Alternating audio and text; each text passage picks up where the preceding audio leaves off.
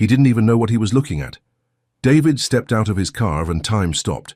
There, on the icy ground near the front gate, was a boy, thin, barely dressed, arms wrapped around someone. And then he saw her face, his mother, barefoot, cold, slumped in the boy's arms like a child, her silver hair tangled, her lips turning blue, and around both of them, a small blanket, damp and fraying, too thin to save anyone. David didn't think. He just ran, slipped on the driveway, cried out her name. His breath caught in his throat as he dropped to his knees. "Mom?" The boy looked up. His voice was barely more than a whisper. She was shaking. She didn't know where she was. I couldn't leave her. And then he passed out. That's when David felt something break inside of him. David Scott was a billionaire, CEO, powerhouse, feared in every boardroom from London to New York. But that morning, as he held his unconscious mother in one arm and a homeless teenage boy in the other, none of it mattered. Not the mansion behind him, not the empire he'd built, not the money, the titles, the life he thought was secure. All that remained was a question. How did this happen? How did a boy with nothing risk everything to save the one person David should have protected? How did a stranger in the snow end up doing what a son could not? And why did it feel like God had sent him? Before we begin this story, please pause for just a moment. If you've ever felt forgotten, if you've ever questioned where God was in the middle of your storm, or if you've ever seen love show up in the most unexpected place, then this story is for you. Click subscribe, like this video, and tell us where in the world you're watching from. Because sometimes God sends angels in rags, and sometimes they're the ones who save us. The ambulance lights hadn't arrived yet. There was only the sound of wind, thick, sharp, and bitter against David's skin. He couldn't stop shaking, not from the cold, but from the sight of it. His mother's feet were purple, not bruised, frozen. Her nightgown was stuck to her legs, the hem caked in frost. She wasn't moving except for the shallow rise and fall of her chest, barely breathing. And this boy, this stranger, was still wrapped around her, as if protecting her from a world that had already taken too much. David's knees hit the ground with a thud. His hand reached for her wrist, ice cold, but her pulse was there, faint. The boy didn't speak. He couldn't. His head drooped against Margaret's shoulder, lips cracked, eyes half closed. His breath came in stutters, every exhale a silent cry for help. David had no idea who he was, but something about the way the boy held her, gentle, desperate, made David's heart twist in ways he didn't understand yet. He tore off his coat and wrapped it around both of them. Then he reached for his phone, fingers trembling, voice unsteady. "Emergency. 2 people. Hypothermia. My mother, a teenage boy. Send someone now, please." The call ended. Seconds passed like hours. He tried to lift his mother, but her limbs were stiff. So he stayed on the ground, one arm around her, one arm around the boy. And somewhere between the silence and the snow, David began to pray. He hadn't prayed in years, not since his father's funeral, not since he stopped believing that God still paid attention to people like him, people who chose money over meaning, deals over dinners, success over family. But now none of that mattered. He whispered it like a confession. "God, please don't take her, not like this." The boy let out a soft groan, almost inaudible. David leaned closer. "She was lost," the boy rasped. She didn't know where she was. His words cracked like glass. "I couldn't leave her." And just like that, he went still. David caught him, lowering him gently onto the snow. The boy's fingers were still curled around Margaret's blanket. So old, so thin, it looked more like a memory than a piece of fabric. David looked at it closely. A faded flower stitched into one corner. Hand-sewn, a mother's stitch. That's when something pierced his chest, not fear. Guilt. He'd hired security, cameras, a care team. He paid for everything to keep her safe. Except his own presence. Except the one thing she needed most. His face fell into his hands. "Mom," he whispered, broken. A sound came from the driveway. Sirens. Blue and red light flickered across the snowbanks, painting shadows across the stone pillars of the gate. David stood as the paramedics jumped out. They didn't ask questions, they could see it in the boy's face, the woman's skin, the blanket between them. They moved quickly, wrapping his mother in warming sheets, checking vitals, lifting her onto the stretcher. Then came the boy. "He's colder than she is," one of them said. They placed him on a second stretcher. David followed them both, not thinking. He opened the back of the ambulance and climbed in, one hand on his mother's arm, one hand resting over the boy's chest. He didn't know who he was, didn't know where he came from, but something deep inside told him this wasn't a random act of kindness. This was something else. Maybe it was grace, maybe it was judgment, maybe it was God finally getting his attention. The doors shut. The ambulance drove off, and in the quiet hum of that ride, as snow tapped gently against the windows, David Scott sat between two lives he had never imagined would be connected, the mother who gave him everything, and a boy who had nothing, but gave her back to him. He bowed his head again, not from shame, but from a holy kind of awe, the kind that tells you, your life is about to change forever. Christopher hadn't spoken again, but his silence said enough. And as the ambulance sped toward the hospital, David's mind wasn't on meetings, it wasn't on money. It was on a question he couldn't stop hearing. Who is he? And somehow, he already knew. This boy wasn't here by accident. The wind cut through the alley like a blade. Christopher pulled his mother's blanket tighter around his shoulders, though the truth was it hadn't held in warmth for years. It just reminded him of her. The fabric was thin now, patched in two corners, with the smell of old soap still clinging to it. He hadn't slept. There wasn't anywhere safe to. Not really. Not when your last roof was a broken-down boarding house and your name wasn't on any lease. He'd been evicted that morning. Quietly. Without a scene. Just a soft apology from the landlord who'd looked tired of feeling sorry for him. "I gave you a few extra days, kid, but I've got a business to run." Christopher didn't argue. He just nodded, took the few things he owned, a backpack, a water bottle, 2 shirts and that old blanket, and stepped out into the cold. The sun was still low in the sky then, the kind of December morning where the cold settles into your bones before you've even taken your first step. He walked for hours, hands deep in his pockets, hood pulled low. He passed diners where people were laughing over pancakes, walked by warm houses with wreaths in the windows. He saw fathers helping their kids build snowmen, steam rising from mugs on porches. He didn't hate them. He didn't feel envy. Mostly, he felt invisible. At one point, his stomach cramped from hunger. He reached into his pocket and felt the last 2 bills he had, $3, wadded and damp from the snow. He could have gone to a fast food place, but he didn't want to sit there under fluorescent lights pretending to belong. So he kept walking. His path took him into one of the wealthier neighborhoods on the edge of town. Big stone houses, electric gates, driveways longer than some streets. He didn't mean to end up there. He just followed the quiet.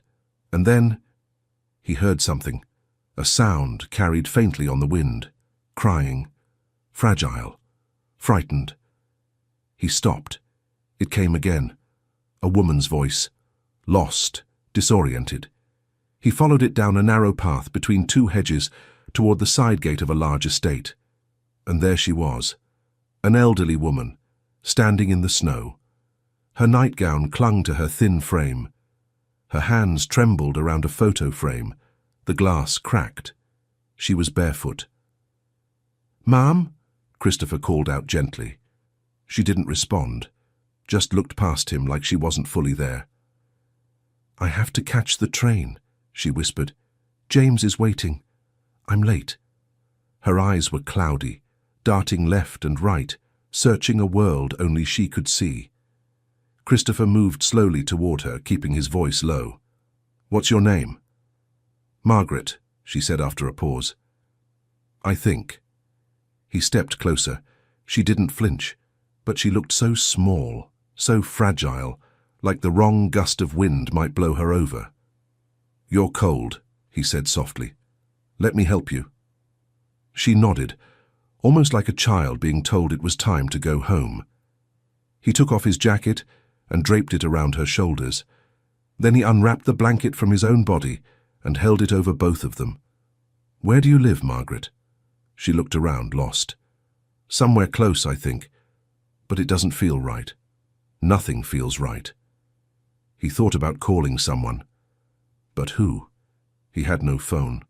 And even if he did, he'd learned the hard way that people like him didn't get the benefit of the doubt. A black teenager with no address and no ID, found alone with an elderly white woman who couldn't explain who he was. That didn't end well. Ever. He couldn't risk the police. But he also couldn't leave her. So he did the only thing that felt right. He stayed. He helped her walk to a small alcove near the front gate. Stone walls on 3 sides, just enough to block the wind. He sat down first, then helped her sit beside him. He wrapped the blanket around their shoulders and held her close, trying to give her what warmth he could. For hours they sat like that, huddled together, breathing into the cold. He told her stories about his mum, how she used to make pancakes on Sunday mornings, how she'd sing while washing dishes, off-key but full of joy, how she used to say, "Being poor ain't the worst thing. Being cruel is." Margaret didn't always respond, but sometimes she smiled. And just before her eyes began to close, she whispered, "You're good. Your mother would be proud." Christopher swallowed hard. "I promised her I'd stay kind," he said quietly, "even when the world wasn't." He tightened the blanket around her shoulders, and then he closed his eyes. Not because he was tired, but because there was nothing else he could do, except stay.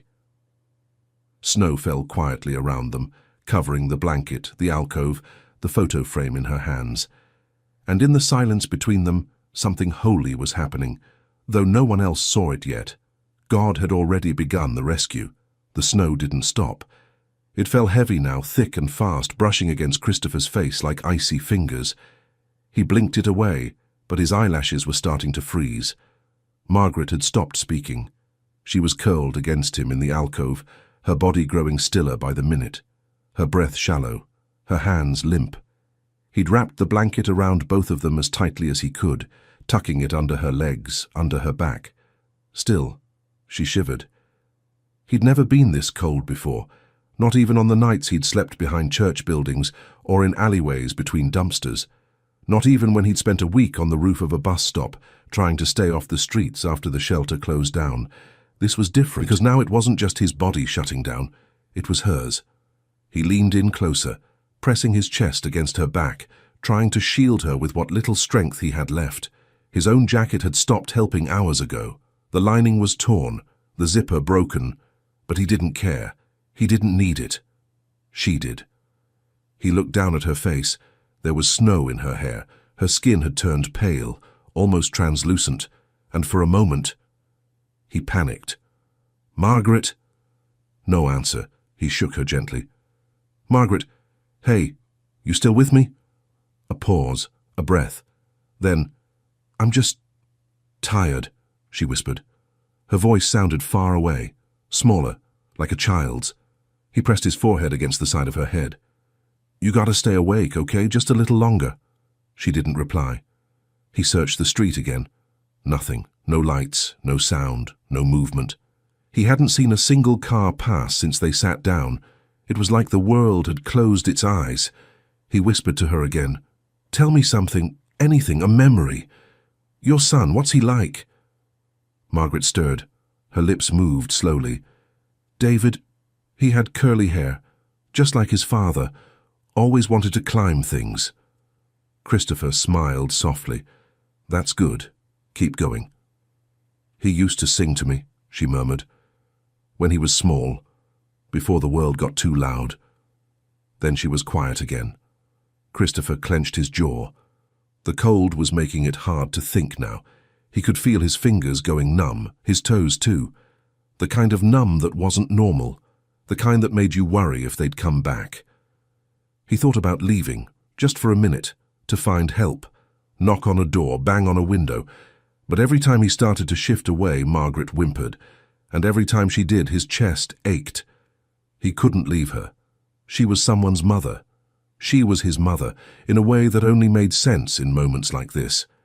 He reached into his bag and pulled out the only other thing he had, a small zippered pouch that held the photo of his mom, and the harmonica she gave him before she died. He couldn't play anymore, his lips too cold, his breath too shaky, but he held it anyway. "I used to play this for my mum," he said aloud, voice soft. "When she was in the hospital. She said music made the pain float." Margaret didn't respond, but he kept talking. "She used to say, 'Gee, you'll never be poor if you still have kindness.'" He laughed once, bitter and hollow. "Didn't make sense to me back then. Thought kindness didn't feed you, didn't keep the lights on." He looked at Margaret's face, peaceful but far too still. But maybe she was right. Maybe this is the only thing that matters. He didn't know how long they sat like that. Minutes, hours. Time had no shape anymore, only cold and silence and prayer. He didn't speak them out loud, just let them echo through his heart. "God, please, just get her through this. Forget me. Just save her." A gust of wind broke around the corner of the wall, sharp as glass. Christopher winced. He pulled Margaret closer again, though he barely had the strength. Then, faint. So faint he thought he imagined it. A squeal. Tires. Far off. He lifted his head, turned. A car. Headlights cutting through the snow, approaching slowly, then faster. Christopher's lips parted, but he didn't speak. Didn't move, because his body couldn't anymore. His eyes fluttered. He looked at Margaret one last time, her face resting against his chest, and he let go. Not because he wanted to, but because his body had nothing left to give. The car skidded to a stop, a door slammed, footsteps, fast, heavy, running, and somewhere behind his fading mind, Christopher heard a voice. "Mom, oh God, Mom!" But by then the world had gone quiet, and the snow just kept falling. The hospital room was warm. David sat in a chair between two beds, a cup of untouched coffee cooling in his hands. The lights overhead were soft, but nothing felt soft about this moment. His mother was still. And the boy, Christopher, the nurse had called him, hadn't opened his eyes since the ambulance. Machines beeped gently. Monitors glowed. It was quiet, in the way places are when something holy or terrible has just happened. David hadn't spoken in a while. He didn't know what he'd say, who he'd say it to, or if anyone would even hear him. Margaret lay to his right, her face turned slightly toward the window. They'd given her something warm to wear, wrapped her in layers, placed heating pads beneath the blankets. The color was returning to her face, but her mind was somewhere else, still wandering, still far, to his left. Christopher. 17 maybe. Skin pale. Lips still cracked. He looked younger here. Smaller. The blanket that covered him now was clean, white, hospital-issued, but David's eyes kept drifting to the corner of the chair where the other one sat, the tattered handmade one the boy had used to cover them both. There were still traces of snow on it when they'd arrived. It was folded now neatly, as if someone couldn't bring themselves to throw it away. David stared at it. He couldn't stop thinking about that moment, that first moment, when he saw them, the boy's arms around his mother, shielding her with nothing but his body. No name, no reason, no explanation, just presence. The kind of presence David hadn't given her in years. A lump rose in his throat, sharp and dry. He hadn't meant to become distant. He hadn't chosen neglect, at least not on purpose. Life had simply gotten louder. Board meetings, takeovers, flights, success stacked on top of success, until his world was too tall for anyone to reach him, including her, especially her. And somewhere along the climb he stopped calling as often. Hired people to stand in for love. Sent flowers instead of showing up. She'd always said she was fine, that the nurses were lovely, that she didn't want to be a burden. But now, in seeing her on that stretcher, blue and shaking and quiet, David knew the truth. She had needed him, and he hadn't been there. He pressed his knuckles against his lips. Across the room, Christopher stirred. His eyes opened, just slightly, blinking against the soft light. His breath shallow, chest rising with effort. David stood. "You're safe," he said quickly, voice quiet but firm. "You're in a hospital, you're okay."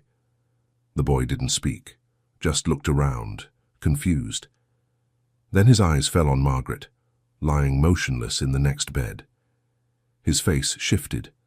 Fear, then relief, then something else, something David couldn't quite name. "I didn't know who she was," Christopher whispered. "I just couldn't leave her." David nodded slowly. "I know." They sat in silence. A long, full silence that said more than words. Then Christopher tried to sit up, but winced. "You should rest," David said. "I'm not staying," Christopher muttered. "Did what I could. I'll go after." David didn't answer right away. He pulled the old blanket from the chair and placed it gently on the end of Christopher's bed. "Is this yours?" he asked. Christopher nodded, eyes lowered. "My mom made it, before she passed." David stared at it for a moment, then looked at him. "You kept her warm," he said quietly. "You kept both of you warm." Christopher swallowed hard. "It's what she would have done."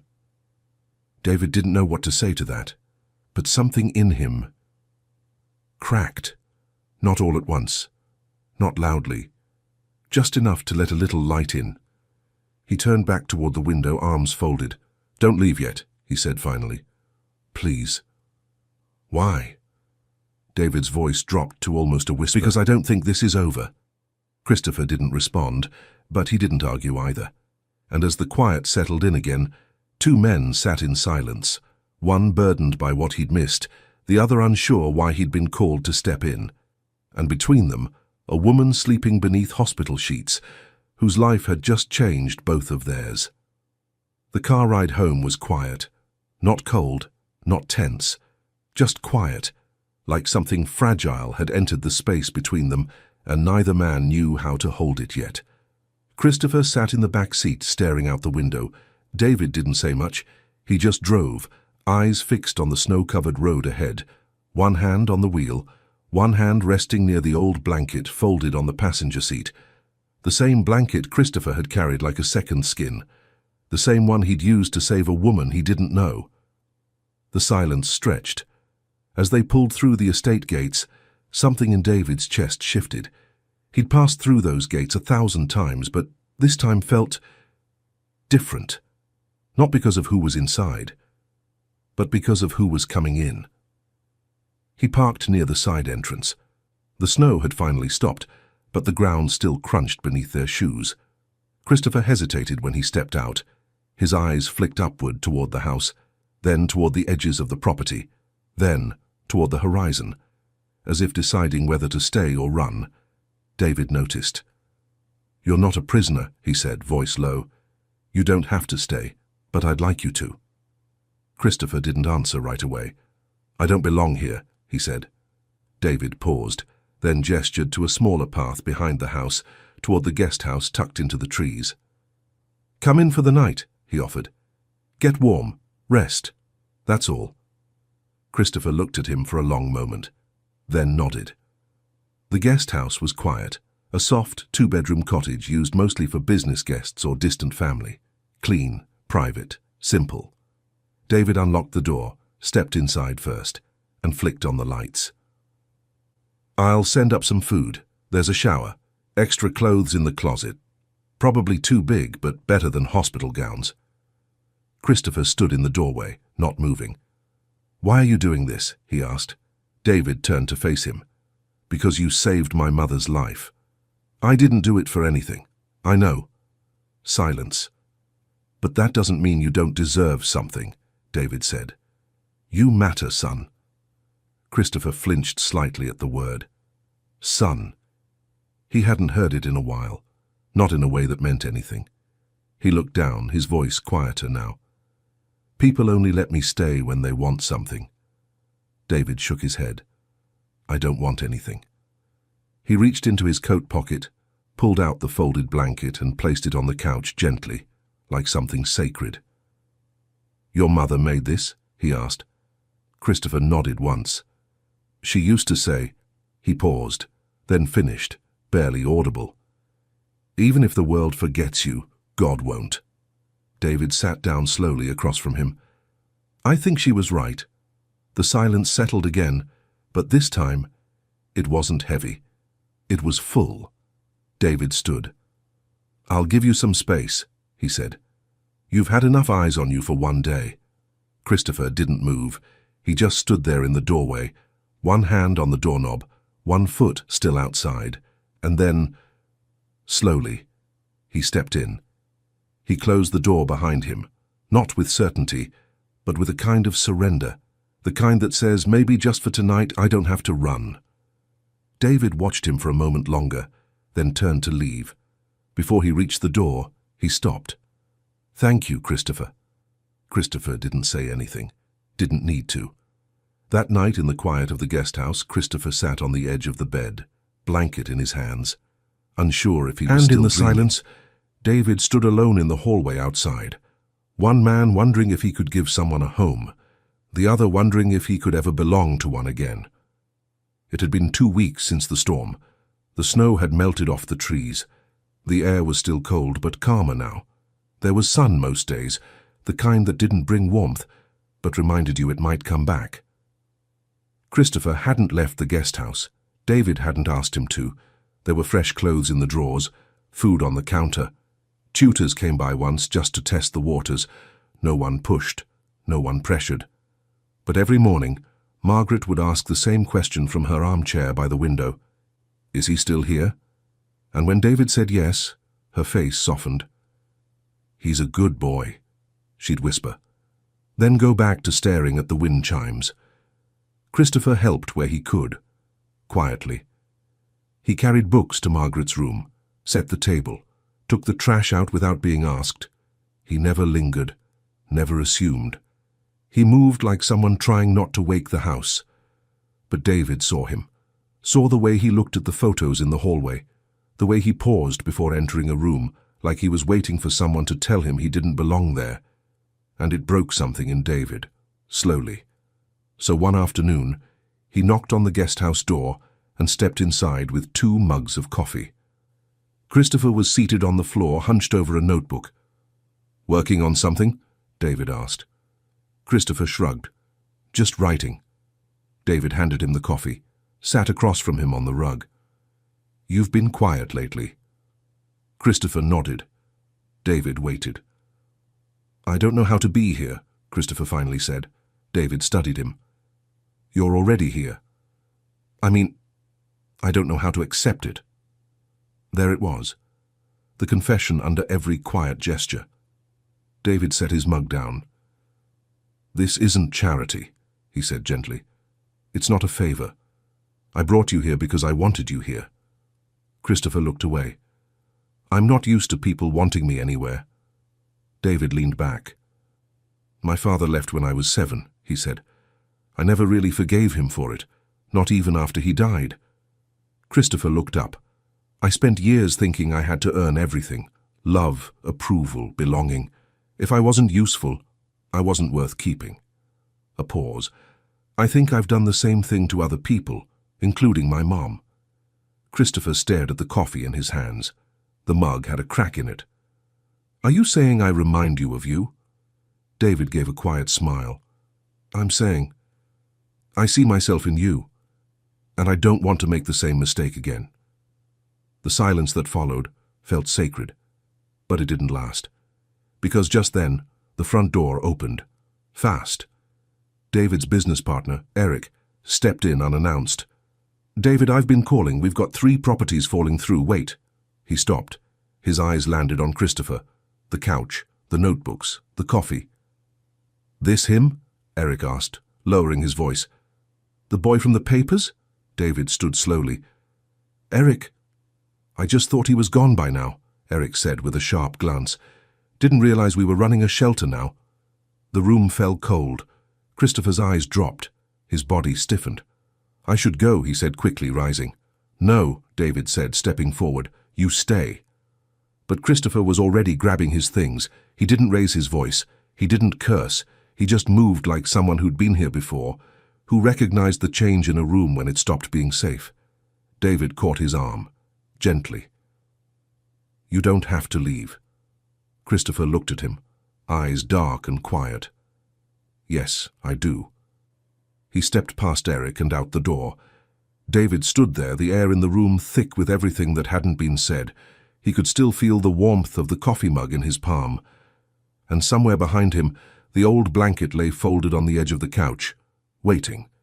The guest house was quiet. The mug Christopher had left behind still sat on the table, cold and half full. The folded blanket hadn't moved. Neither had David. He stood in the center of the room long after the boy walked out. He hadn't said much to Eric after that. Just one look, sharp, cold, and final. Eric had gotten the message. He left without another word. Now. It was just David. The clock on the wall ticked softly, but time didn't feel like it was moving. Not really. It just sat, heavy, unmoving, like the weight in his chest. He'd messed up. Not with what he said, but with what he hadn't done fast enough. He should have stepped in sooner, should have spoken louder, should have shut the door before the boy heard something that sounded too familiar. David sat on the couch and put his face in his hands. He was losing him, the one person who reminded him what mattered, the one soul that hadn't asked for anything and gave everything. David thought about the look in Christopher's eyes, not anger, not defiance, just something quieter, something older, the look of someone who'd learned over and over again that safety never stayed, that kindness usually had a deadline, that the moment you started to believe you belonged, someone reminded you you didn't. David leaned back and stared at the ceiling. How do you rebuild trust when you barely know how to hold it? He stood slowly, crossed the room and picked up the blanket, ran his fingers over the stitches in the corner. He remembered what Christopher had said the night he arrived. She made this, before she passed.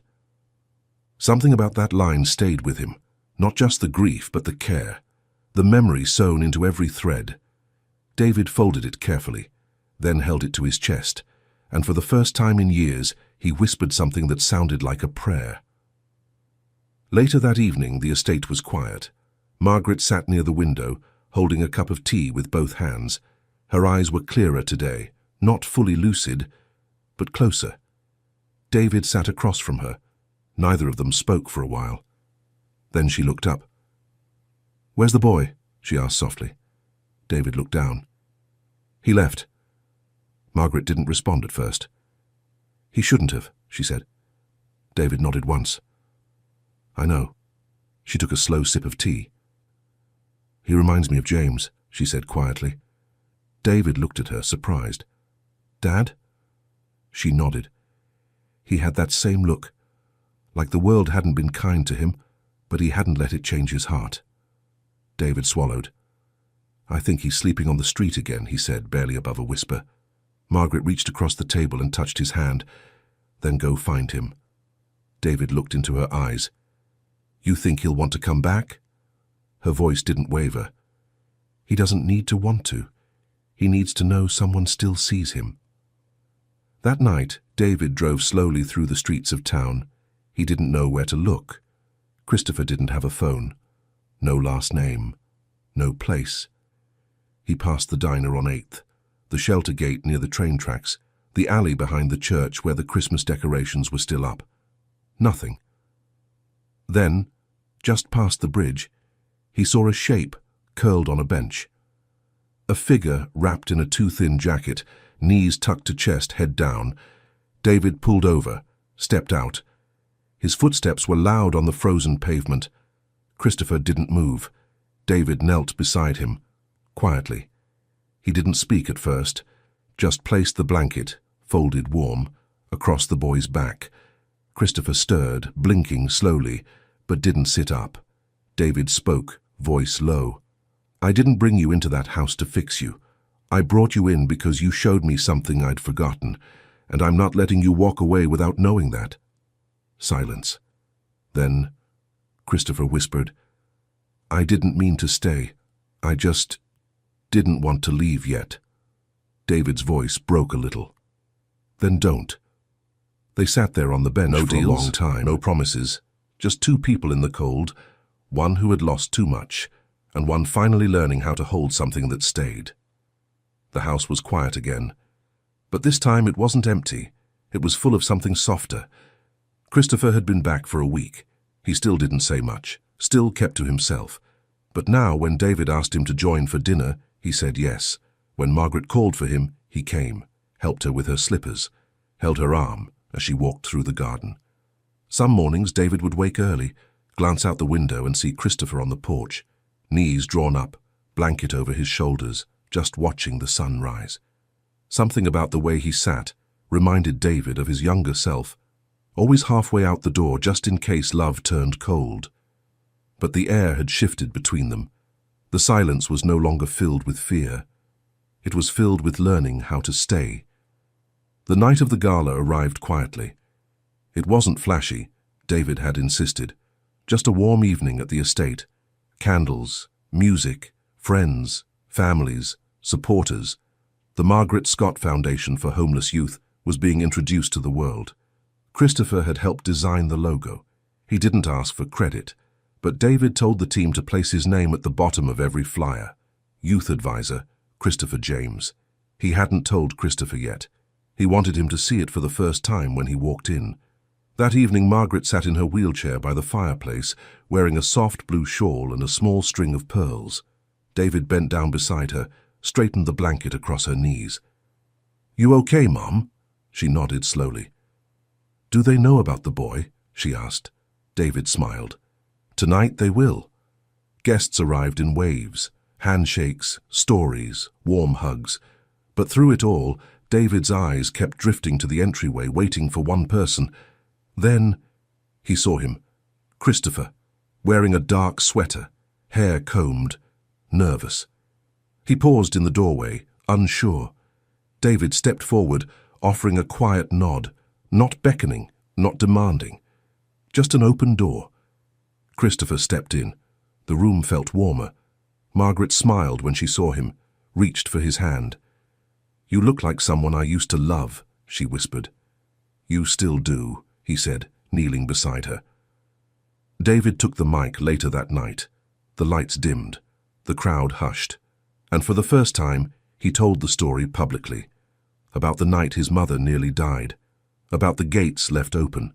About a boy with nothing but a blanket, and the kind of love money couldn't measure. He didn't cry at first, but when he said, "He gave her back to me," his voice cracked, and the room broke open with silence. He turned to Christopher then, who stood quietly near the piano, hands folded. "Will you come up?" David asked. Christopher looked unsure, but Margaret gave a small nod, and so he walked forward, slowly, humbly. The crowd didn't clap, not yet. They watched him like something sacred had entered the room. David handed him the mic. Christopher stared down for a moment, then looked up. "I didn't know who she was," he said softly, "but I knew she was cold and scared, and I couldn't walk away." He paused. "My mom used to say, 'Kindness is the only thing that proves we're still human.'" Another pause. "I just stayed, that's all." But those three words wrapped around the room like a benediction. I just stayed. And then, a standing ovation. No music, no grand speech. Just truth, spoken in the quietest voice in the room. Later that night, after the guests had gone and the lights dimmed, David and Christopher walked down the long stone path toward the front gate, the same place where it all began. They stopped at the spot where the snow had been, where a boy had wrapped himself around a woman he didn't know. David looked at him. "Everything changed here," he said. Christopher looked up at the stars. "Because I didn't walk away." 2 years later, the house felt different, quieter in some ways, fuller in others. The walls no longer echoed with silence. They held memories now, laughter, music, conversations at the dinner table that didn't rush. Margaret had passed away one morning in spring. The cherry blossoms had just started to bloom. Christopher had been the one sitting beside her bed, holding her hand, reading aloud from her favorite poetry book. She'd opened her eyes only once that morning, looked at him, then at David, and whispered, "You both came back to me." Those were her last words. She passed with peace on her face, with love on both sides of her, and with a life redeemed, not through wealth or achievement, but through presence. Christopher didn't move back into the guest house after that. He stayed in the main house, not because David asked him to, but because by then it felt like home. He still carried the blanket, the one his mother had made, still folded it every night, still kept it close, but now it rested beside textbooks, not under bridges. Christopher had enrolled in college, studying social work. "I want to be the one who sees people," he told David one day, "the way nobody used to see me." He volunteered at the youth shelter every weekend, helped kids find their feet, taught them how to open bank accounts, how to speak up, how to stay kind, even when the world wasn't. The staff at the foundation called him Mr. James, but most of the kids just called him Chris. They trusted him, not because of his title, but because of his story. On the anniversary of that night, the one that changed everything, David and Christopher drove to a small cemetery just outside town. They didn't speak much, just walked together to a modest stone beneath an old oak tree. Margaret Scott, beloved mother. Kindness is the proof of love. David knelt down first, placed a single rose. Christopher stood beside him, holding something in his hands, a harmonica, the last thing his mother ever gave him. He hadn't played it since the night he nearly froze to death, but today he did. He sat on the grass, eyes closed, breath slow, and played Amazing Grace. Soft, broken, full, the wind barely moved. The world just listened. David didn't speak, didn't wipe his tears. He just sat beside him, shoulder to shoulder. When the song ended, they stayed there for a while. Two lives that had once lived on opposite sides of a locked gate, now bound by something that didn't need words. Back at the foundation, a new boy arrived that evening, maybe 14, thin, quiet, hands buried in the sleeves of an oversized hoodie. He stood near the door, eyes darting between strangers. Christopher saw him from across the room. He walked over slowly, not with authority, but kneeled down to his level, offered his hand. "Hey," he said, "I'm Chris." The boy didn't answer. "That's okay," Chris said gently. "You don't have to talk yet." He stood and gestured down the hallway. "Come on, you're safe here."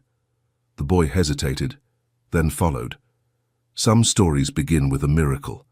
Ours began with a blanket, torn at the edges, threadbare, but wrapped in love. It was never about rescue. It was always about staying, when it was hard, when it was cold, when no one else stopped. Christopher James stayed. And because he did, a woman lived, a billionaire found his soul, and 100 more found a home. One act of kindness can change a life. Sometimes it changes two, and sometimes it saves them all.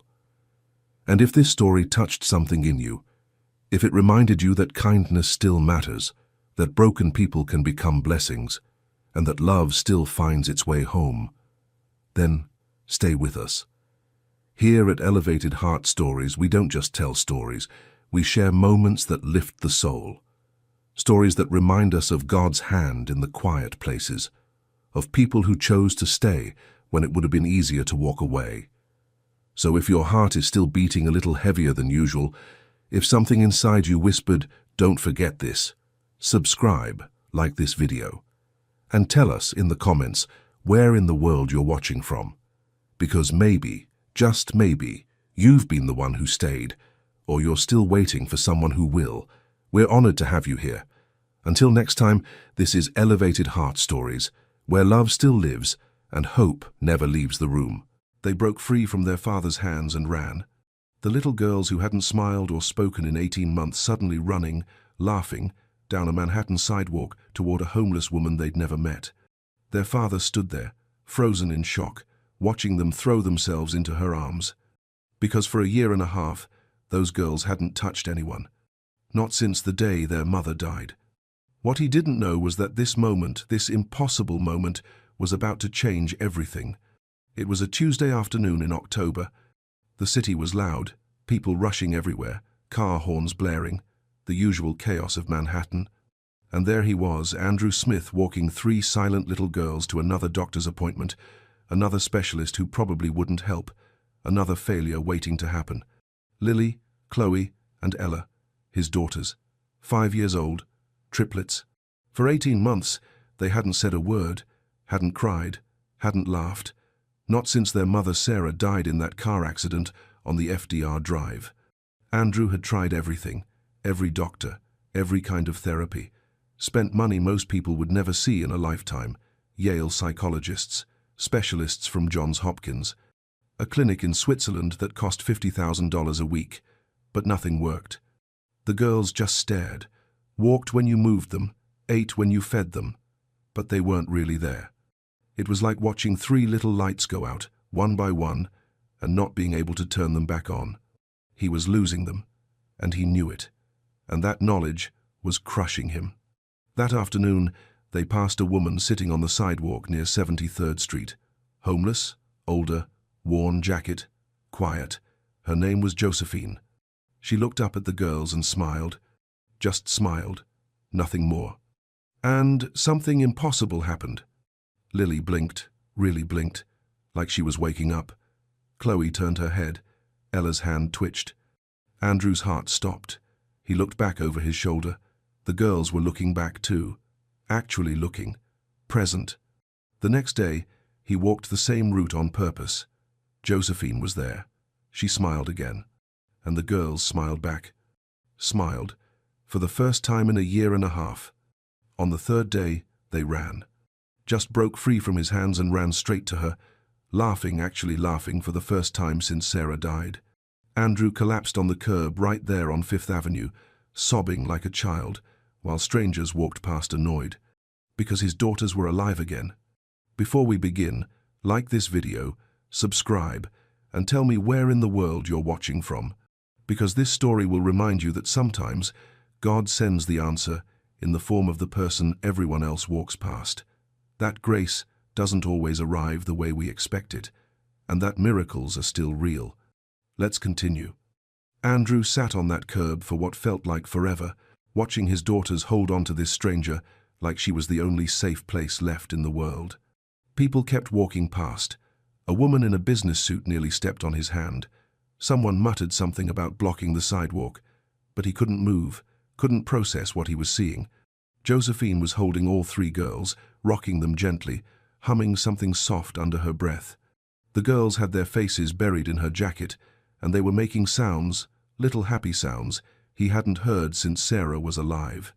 Finally, he stood up, walked over slowly, like approaching something fragile that might break if he moved too fast. "I'm sorry," he said, his voice still shaking. "I'm Andrew Smith. These are my daughters." Josephine looked up at him. Her eyes were kind but tired, the kind of tired that comes from years, not just days. "I can see they needed some love," she said quietly. "That's all I gave them." "They haven't." Andrew stopped, swallowed hard. "They haven't done this. Not in 18 months. Not since my wife died." Josephine nodded slowly, like she understood more than he was saying. She touched Lily's hair, then Chloe's, then Ella's. "Grief does that to children, makes them go far away inside, where it feels safer. I've tried everything." The words came out broken. "Doctors, therapy. I don't know what else to do." "You're doing it right now," Josephine said. "You brought them outside. You let them feel something." The girls finally pulled back a little, but they didn't let go of her hands. Ella looked up at Josephine with wide eyes, then reached out and touched her face, like checking if she was real. Josephine smiled. "Hello, sweetheart." Ella didn't say anything back, but she didn't look away either. Andrew felt his throat tighten again. I know this sounds strange, but would you mind if we came back? Tomorrow, maybe?" "They seem to. They seem to feel safe," Josephine finished for him. She studied his face for a moment. "You can come back. Same time, I'll be here." Thank you. He meant it with everything he had. Thank you so much. Josephine carefully untangled herself from the girls, which took some effort because they didn't want to let go. I'll see you tomorrow, okay? I promise.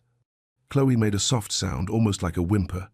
I promise, Josephine repeated, looking right at her. Tomorrow. Andrew took their hands, they let him this time, and started walking toward the doctor's office. But every few steps, all three girls looked back. And every time they did, Josephine was still there, watching them, waving gently. They never made it to the appointment. Andrew called and cancelled from the sidewalk. He didn't see the point anymore. How could some doctor in an office do what this woman just did in 5 minutes? That night, the girls were different. Not talking, not yet, but present. They sat at the dinner table and actually looked at their food. Ella picked up her fork on her own. Lily drank her water without being prompted.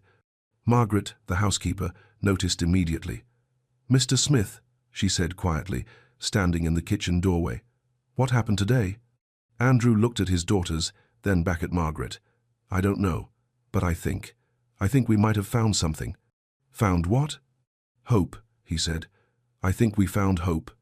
The next afternoon, Andrew left work at 2 o'clock. First time in over a year he'd walked out before dark. His assistant looked confused. Mr. Smith, you have the board call at 3. Reschedule it, he said, already halfway out the door. He picked up the girls from Margaret early. They were waiting by the front door when he got home, already wearing their shoes, like they knew, like they remembered. The walk to 73rd Street felt longer than it should have. Andrew's heart was pounding the whole way. What if she wasn't there? What if yesterday was just chance? What if it never happened again? But when they turned the corner, there she was. Same spot, same worn blue jacket, same quiet presence. And the girls lit up. Not running this time, but pulling on his hands, tugging him forward, little sounds coming from their throats. Excitement. Actual excitement. Josephine saw them coming, and her whole face softened. Well, hello again. This time, the girls went to her slowly, almost shy, but they went, sat down right there on the concrete beside her, one on each side, Ella in the middle. Andrew stood a few feet back, not wanting to intrude, not wanting to break whatever this was. I brought you something, Josephine said, reaching into her canvas bag. She pulled out 3 small pieces of paper, folded into shapes, origami birds. Simple, a little crooked, but made with care. She handed one to each girl. These are for you, to remind you that even small things can fly. Lily held hers carefully, turning it over in her hands. Chloe pressed hers to her chest. Ella looked at Josephine and smiled, actually smiled, and Josephine's eyes filled with tears. There it is, she whispered. There's that beautiful smile. They sat like that for almost an hour. Josephine talked to them about simple things, the weather, the birds she'd seen that morning, a dog that had walked by earlier with floppy ears. She didn't ask them questions, didn't push them to respond, just talked, like they were already friends. And the girls listened, really listened, leaning against her. Chloe even rested her head on Josephine's shoulder. Andrew watched, his chest tight with something he couldn't name. Gratitude, relief, fear that it might end. A man in a suit walked by and dropped a $5 bill into the small cup beside Josephine. She glanced at it but didn't pick it up, didn't move. The girls were more important. When it was time to go, Josephine touched each of their faces gently. Same time tomorrow? Ella nodded. Actually nodded. Andrew's breath caught. Thank you, he said again. It was all he could think to say.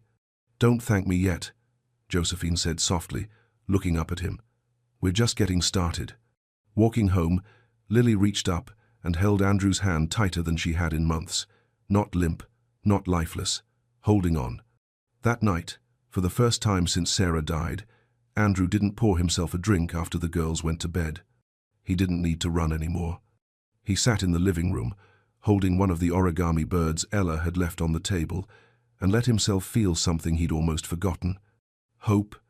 By the end of the week, it had become their routine. Every afternoon at 3 o'clock, Andrew and the girls would walk to 73rd Street, and Josephine would be there, waiting. She started bringing little things, a worn children's book she'd found at a shelter, colourful stones she'd picked up from the park. Once, she brought 3 dandelions, one for each girl, and showed them how to make a wish before blowing the seeds into the wind. Lily went first, closed her eyes tight, whispered something so soft Andrew couldn't hear, and blew. The seeds scattered into the autumn air. Chloe did the same, then Ella. Andrew watched his daughters make wishes again, something he thought he'd never see. On the 6th day, Chloe spoke.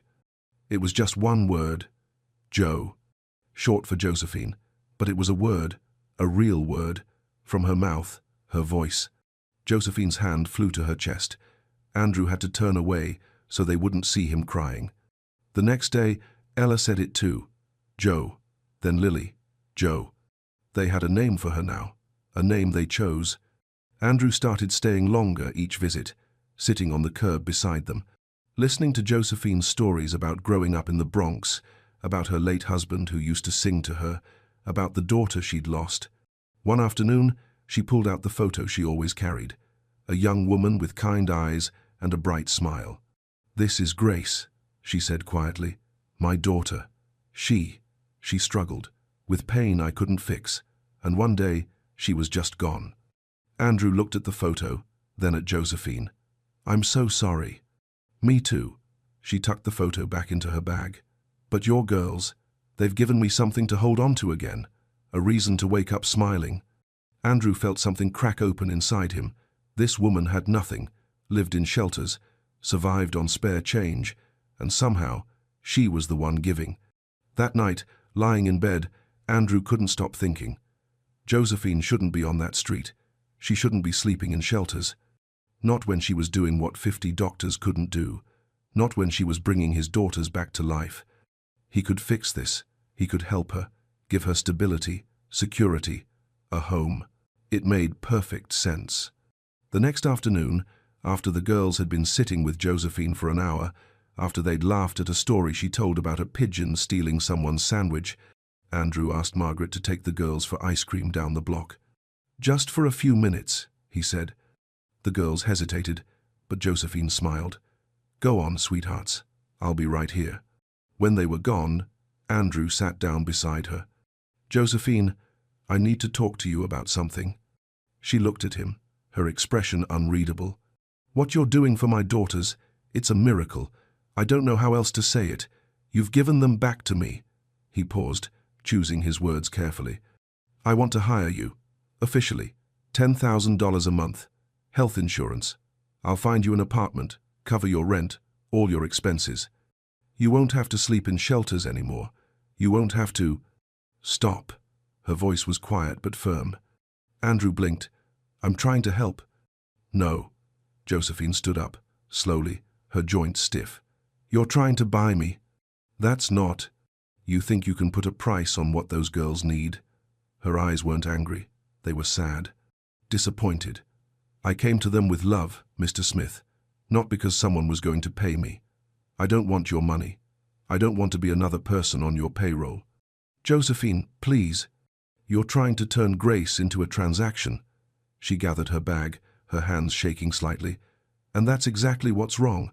You can't buy everything. You can't control everything. Some things just are." "I didn't mean to offend you." "Yes, you did. You just don't realize it yet."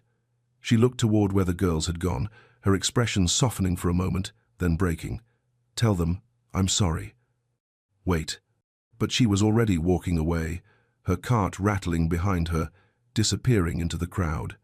Andrew sat there alone on the sidewalk, his hands shaking. What had he just done? When the girls came back with Margaret, holding half-melted ice cream cones, they looked around for Josephine. She wasn't there. Lily's smile faded first, then Chloe's.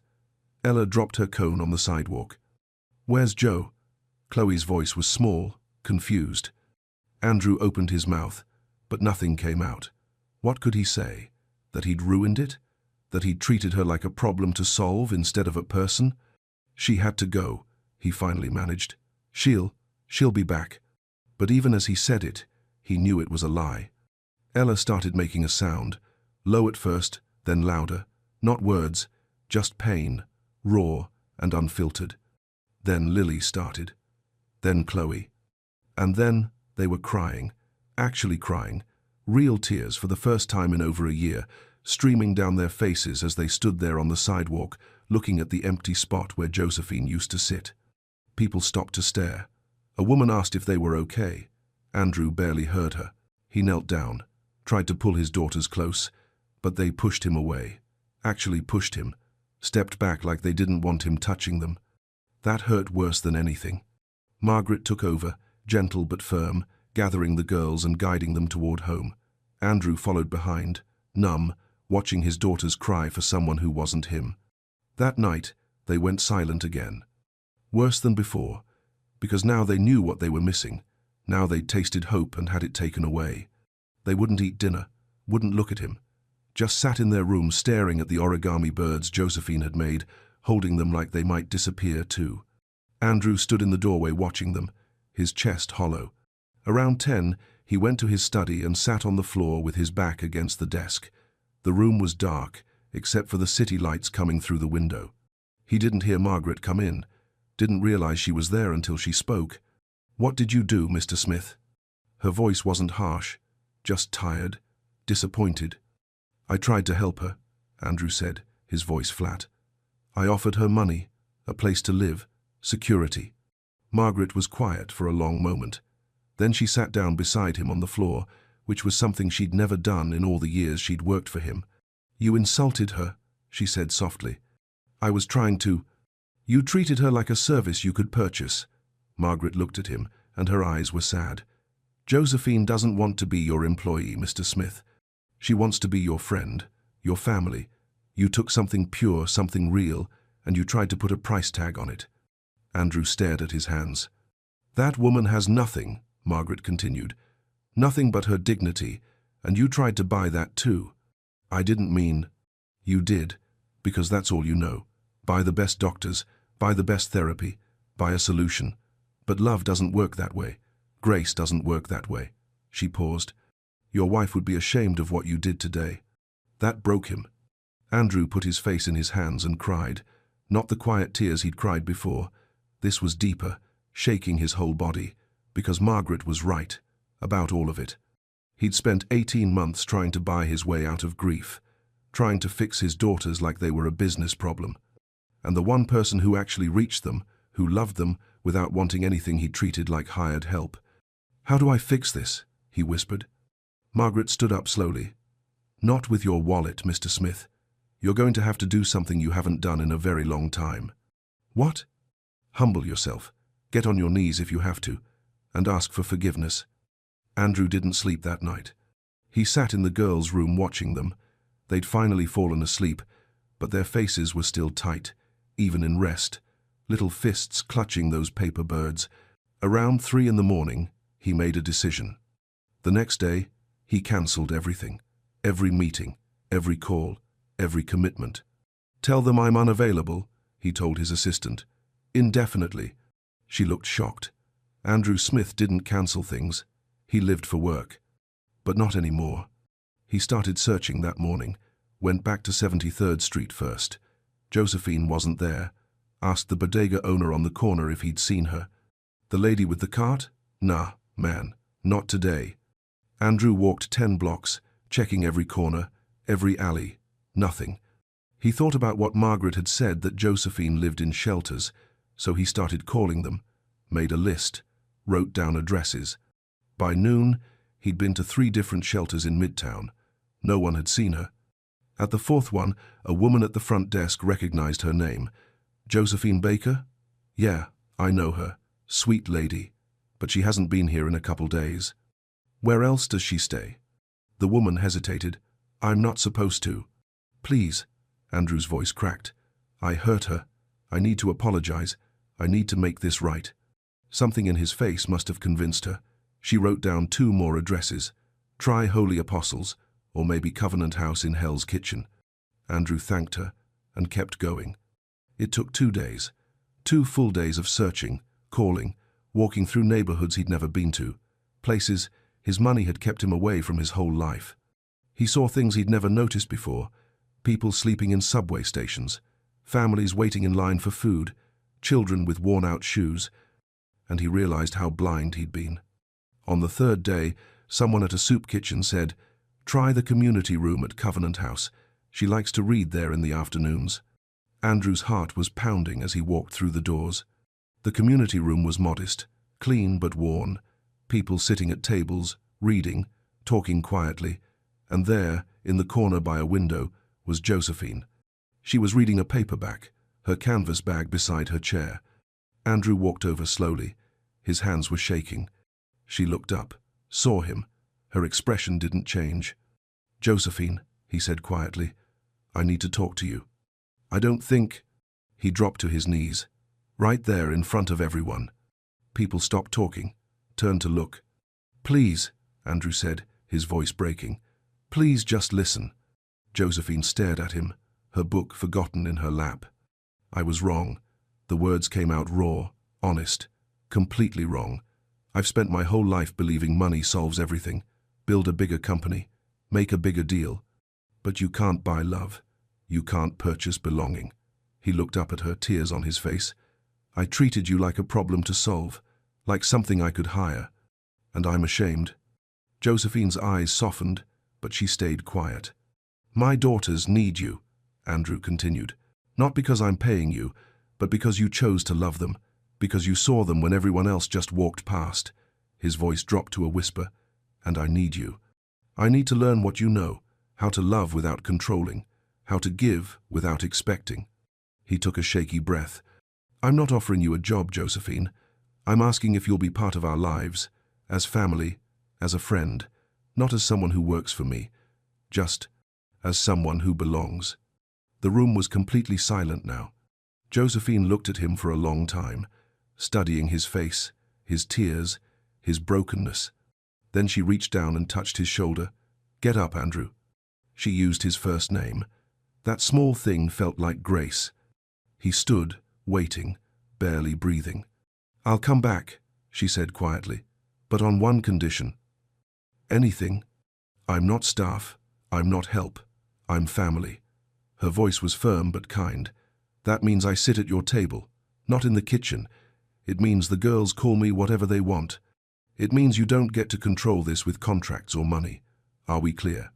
"Crystal clear," Andrew whispered. "And one more thing." Josephine stood up, looking him straight in the eye. "You stop running from your grief. You stop hiding in work. Those girls need a father who's present. Not perfect, just present." Andrew nodded, unable to speak. "When can you come?" he finally asked. Josephine picked up her bag. "Right now. Let's not waste any more time." The ride back to the penthouse was quiet. Andrew sat in the front of the car, Josephine in the back. Neither of them spoke much. What was there to say? Everything had already been said on the floor of that community room. But as they got closer, Andrew felt his chest tightening. What if it didn't work? What if too much time had passed? What if the girls had shut down so completely this time that even Josephine couldn't reach them? "They might not," he started, then stopped. Josephine looked at him through the rearview mirror. "They will," she said simply, like she knew something he didn't. When they pulled up to the building, Andrew's hands were shaking so badly he could barely open the door. Margaret met them in the lobby. Her eyes went straight to Josephine, and something like relief washed over her face. "Thank God," she whispered. "Where are the girls?" Andrew asked. "Upstairs, in their room. They haven't come out all day." The elevator ride felt like forever.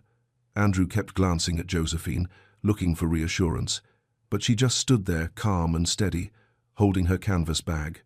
When they reached the penthouse, Margaret opened the door quietly. The apartment was silent. Andrew's heart sank. That terrible, suffocating silence that had filled this place for 18 months. It was back. "Let me," Josephine said softly. She walked toward the girls' room slowly. Andrew and Margaret followed a few steps behind, not wanting to intrude but unable to stay away. The door was half open. Inside, all three girls were sitting on the floor by the window, still holding those paper birds. They weren't playing, weren't moving, just sitting there, staring at nothing.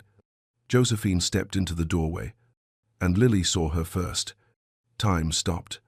Lily's eyes went wide, her mouth opened, and then she screamed, not in fear, in joy, and scrambled to her feet. Chloe's head snapped up. Ella turned so fast she knocked over a book. And then they ran. All three of them, running across the room, their little feet pounding on the hardwood, voices, actual voices, crying out as they crashed into Josephine all at once. She dropped to her knees and caught them.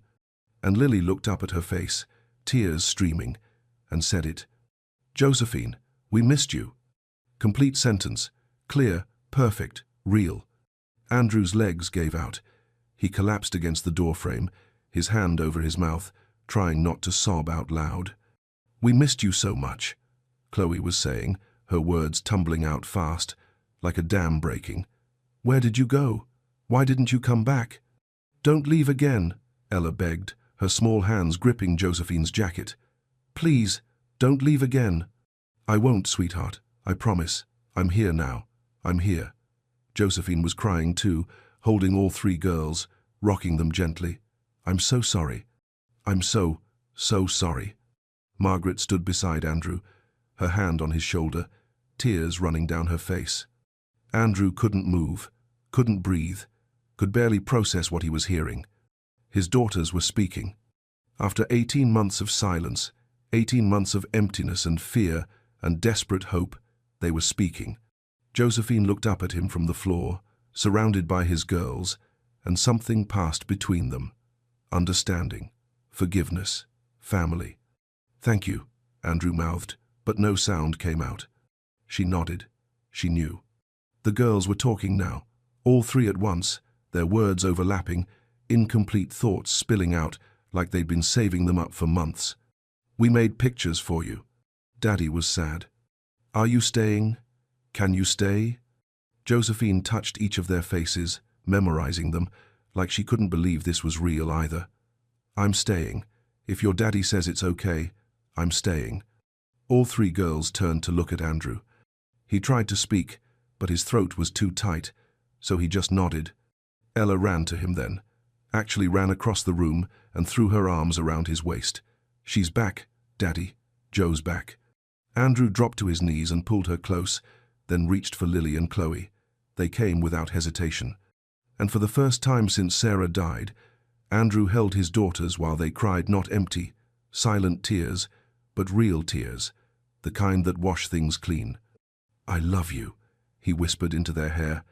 "I love you so much." And Lily whispered back, her voice small but sure, "We love you too, Daddy." Something inside him shattered and healed at the same time. That first night, nobody wanted to let go. The girls insisted Josephine stay for dinner. Then they insisted she read them a story, then another story. Then they asked if she could sleep in the guest room, just for tonight. "Please, please, please." Josephine looked at Andrew. He nodded before she could even ask. "Of course," she said. "I'd love to." Ella grabbed her hand and led her down the hall like she'd lived there forever. After the girls finally fell asleep, all three of them in Josephine's room, curled up on her bed like puppies, Andrew and Josephine sat in the living room. The silence between them wasn't uncomfortable. It was the kind of quiet that comes after a storm, when everything settles and you can finally breathe again. "I don't know how to thank you," Andrew said eventually. Josephine shook her head. "You don't need to." "But I do. What you did today." "What I did was love them." She looked at him, her eyes gentle but serious. "That's all it ever was. Not magic, not some special skill. Just love." Andrew was quiet for a moment. "I forgot how to do that. After Sarah died, I just shut down, hid in work. Told myself if I could just fix them, make them better, then everything would be okay." He paused. "But you can't fix grief, can you?" "No," Josephine said softly. "You can't. You can only walk through it, and you can't walk through it alone." She reached into her bag and pulled out the photo of Grace, held it for a moment, her thumb brushing over her daughter's face. "When Grace died, I wanted to die too," she said quietly. "Didn't see the point of waking up anymore. Ended up on the streets not because I had to, but because I didn't care. Stopped caring about everything." She looked up at Andrew. "Until I saw your girls, and something in me remembered what it felt like to matter to someone." Andrew's throat tightened. "They saved me too, Andrew," Josephine continued. "We saved each other." The next morning, Andrew did something he hadn't done in years. He made breakfast, burned the eggs, made the pancakes too thick, but he tried. The girls came running into the kitchen when they smelled food, Josephine trailing behind them with a smile. "Daddy's cooking?" Chloe sounded amazed. "Trying to," Andrew said, scraping eggs onto plates. They sat at the table together, all 5 of them, and even though the food wasn't great, even though Andrew had no idea what he was doing, it felt right. Josephine didn't sit in the kitchen. She sat at the head of the table, right where Sarah used to sit, and nobody questioned it. It just made sense. Over the next few weeks, something shifted in the apartment. It stopped feeling like a museum, started feeling like a home again. Josephine moved into the guest room permanently. The girls helped her unpack her few belongings, a change of clothes, some books, the photo of Grace, and those paper birds she kept making. Every morning, they'd have breakfast together, real conversations. The girls' vocabulary was exploding, new words every day, full sentences, questions, laughter. "Why is the sky blue, Joe? Can we go to the park today? Daddy, watch this." Andrew started coming home at 6 instead of 9, started sitting on the floor with them while they played, started reading bedtime stories again, his voice shaking at first, then getting stronger. Josephine taught them simple things: how to water the plants on the balcony, how to fold napkins into shapes, how to say thank you and mean it. She sang old songs while washing dishes. The girls would dance around the kitchen, making up words they didn't know, and Andrew would watch from the doorway with his heart so full it hurt.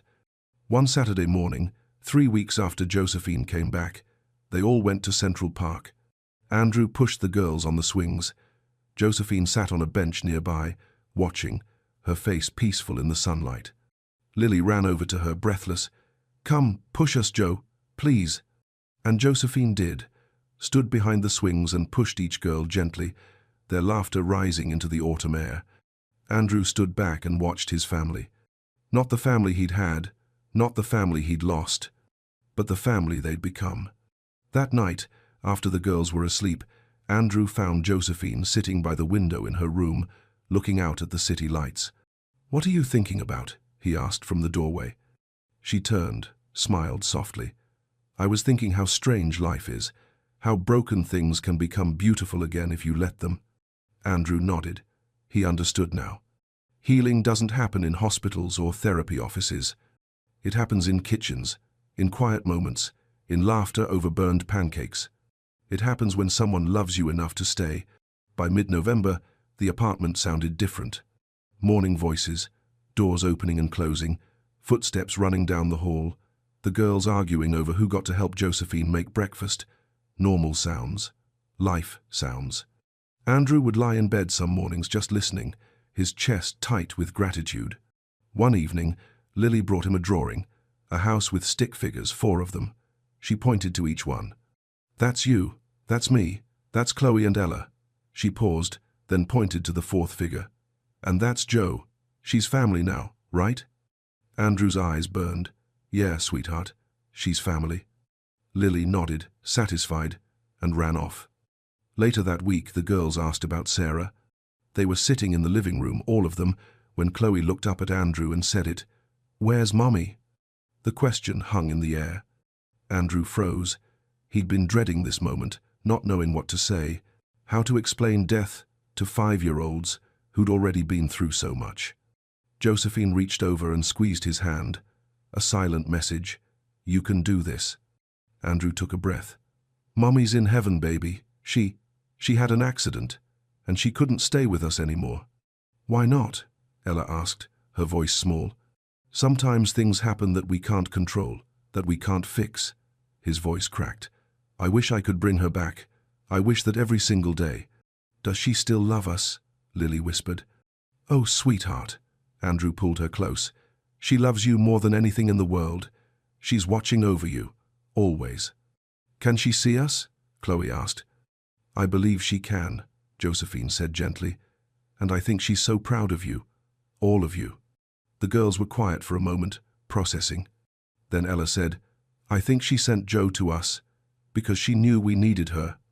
Andrew looked at Josephine. Her eyes were wet. "I think you're right," he whispered. That night, After the girls went to bed, Andrew and Josephine stayed up talking. Really talking. About Sarah, about Grace, about loss and guilt and all the ways grief changes you. I blamed myself, Andrew admitted, for not being there that night, for letting her go to that event alone, for not protecting her. Grief makes us believe we had more control than we did, Josephine said. I blamed myself for Grace too. Thought if I'd loved her better, tried harder, she wouldn't have needed those drugs. But pain isn't that simple, and neither is healing. How did you survive it? Josephine looked at him for a long moment. I almost didn't, but then I realized Grace wouldn't want me to give up. She'd want me to find reasons to smile again. So I looked for small things. A kind word from a stranger, a warm day, a child's laughter. She paused. And then I found your daughters, and they gave me a reason bigger than myself. Andrew nodded, understanding flooding through him. They sat in comfortable silence, watching the city lights through the window. Thank you, Andrew said quietly, for not giving up on us. Thank you for coming back for me, Josephine replied. The weeks passed. Thanksgiving came and went, their first real family holiday. Josephine cooked a small turkey. The girls made decorations out of construction paper. Andrew attempted to bake a pie and failed spectacularly, but they ate it anyway, laughing. December arrived with the first snow. The girls pressed their faces against the windows, watching the flakes fall, their voices rising with excitement. Can we go outside? Can we build a snowman? So. Please, Daddy, please. Andrew bundled them up, hats, scarves, mittens, and they all went to Central Park together. The city was quieter in the snow, softer, like the world had gentled just for them. Josephine showed the girls how to catch snowflakes on their tongues, how to make snow angels, how to pack snow just right for building. Andrew helped them build a snowman, a lopsided, imperfect snowman with stick arms and a carrot nose. And as he stood back watching his daughters laugh and play, something settled inside him. They were going to be okay. Not because the pain was gone, not because they'd forgotten Sarah, but because they'd learned to carry it together, to let love in again, to trust that broken things could still become beautiful. That evening, walking home through the snow-covered streets, Ella reached up and took his hand. Then Lily took the other one. Chloe walked ahead with Josephine, chattering about the snowman they'd built. And Andrew thought about how far they'd come, from silence to laughter, from emptiness to fullness, from 3 separate pieces to a family. It wasn't the family he'd imagined, but it was the family they needed. That night, tucking the girls into bed, Andrew lingered a little longer than usual, watching them sleep, peaceful, present, here. Tomorrow, they were planning to go back to Central Park, to their favorite spot near Bow Bridge, to have a picnic, even though it was cold. Something felt different about tomorrow, like something was coming, something they'd all been waiting for. Andrew just didn't know what yet. The next day was warmer than it should have been for December. The sun broke through the clouds like grace itself. They packed a simple picnic, sandwiches, fruit, cookies Josephine had baked that morning, and walked to Central Park together. Their spot near Bow Bridge was quiet, peaceful, the kind of place that makes you believe in new beginnings. The girls ran ahead, chasing pigeons, their laughter echoing across the water. Andrew and Josephine spread out the blanket and sat down, watching them play. They're really back, aren't they? Andrew said softly. They never left, Josephine replied. They were just waiting for someone to meet them where they were. They ate lunch together, the girls talking non-stop, their words tumbling over each other in the way only children can manage. After they finished, Lily grew quiet. She stood up from the blanket and walked over to Andrew. She looked at him for a long moment, really looked at him, like she was seeing him clearly for the first time. And then she said it. I love you, Daddy. Clear, strong, true. Andrew's breath caught. Time stopped. Then Chloe came over, stood beside her sister. I love you, Daddy. And Ella, not wanting to be left out, rushed over too. I love you, Daddy. One by one, like gifts unwrapping. Andrew pulled all 3 of them into his arms and held them so tight he thought his heart might burst. I love you too, he whispered, his voice breaking. So much, more than you'll ever know. He looked up at Josephine through his tears. She was watching them, her hand pressed to her chest, tears streaming down her face. She reached into her bag and pulled out the photo of Grace, held it close. "Thank you, Grace," she whispered. "Thank you, Sarah. They're going to be okay now. We all are." 3 months later, on a cold February afternoon, Andrew was walking the girls home from school. They passed a homeless veteran sitting outside a coffee shop near Union Square. His sign said, "Hungry. Anything helps. God bless our troops." Most people walked right past without looking. Andrew started to do the same. Old habit. But Ella stopped, pulled on his coat. "Daddy, wait." She opened her backpack and pulled out her snack, graham crackers, and an apple her teacher had given her. And without hesitation, she walked over to the man and held it out. "You look hungry," she said simply. The veteran's face crumbled, his eyes filled with tears. "Thank you, little angel. Thank you so much." Ella smiled and ran back to Andrew. "He was sad, Daddy," she said, taking his hand. "Now, he's not." Andrew knelt down, his heart so full he could barely speak. He looked at all 3 of his daughters, these beautiful, compassionate, healed little girls. They'd learned to see. Not just look, but see. The invisible people, the ones everyone walks past, the ones who hold more grace than the world gives them credit for. They learned it from Josephine, and now they'd carry it forward. Walking home, the girls chattering about their day, Andrew thought about 18 months ago, the silence, the darkness, the crushing weight of believing he'd lost them forever. And he thought about a 75-year-old homeless woman sitting on a sidewalk, the one everyone ignored, the one who held the key to everything. Grace doesn't arrive in expensive packages. It doesn't come with credentials or contracts. Sometimes it shows up in worn jackets and weathered hands, in quiet smiles and patient love, in people the world has forgotten, but God never does. That evening, they all sat around the dinner table, Andrew, the girls, Josephine, and said grace together before eating. The girls reached for each other's hands naturally, a chain of love. "Thank you for this food," Lily said. "And for our family," Chloe added. "And for Joe," Ella finished. "We love you, Joe." Josephine smiled, her eyes bright. "I love you too, sweethearts, more than you know." After dinner, Andrew stood at the window watching the city lights flicker to life. Behind him, he could hear his daughters laughing, could hear Josephine reading them a story, could hear life happening the way it was always meant to. Healing doesn't happen in boardrooms or therapy sessions. It happens in kitchens and parks and sidewalks, in the small moments when love shows up without asking for anything in return. Some things can't be bought. Some wounds can only be healed by grace. And sometimes the people we overlook are the ones sent to save us. Andrew turned from the window and walked back to his family. Complete, healed, home,